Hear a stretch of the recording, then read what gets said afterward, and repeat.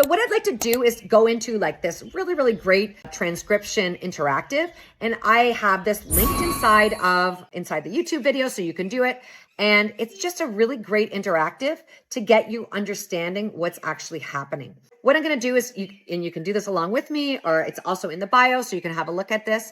But what happens is I'm going to take this section of DNA, and the transcription is going to happen inside of the nucleus.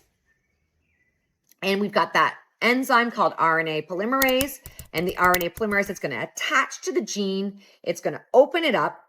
And then I need to do complementary base pairs. So what I'm going to do is I've got my DNA, and I now need to match my RNA to the complementary base strand. So if I've got an A, I'm going to match, sorry, I've got an A, I'm going to match it with a U. If I've got a T, my RNA is going to be an A. So you notice here, I'm developing my RNA strand complementary to the DNA base strand. If I've got a T, I'm going to match that with an A.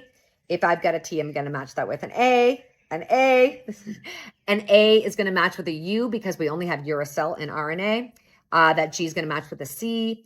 That A is going to match with a U. And C, A, and so on. So just kind of get an idea about how that works inside of the nucleus.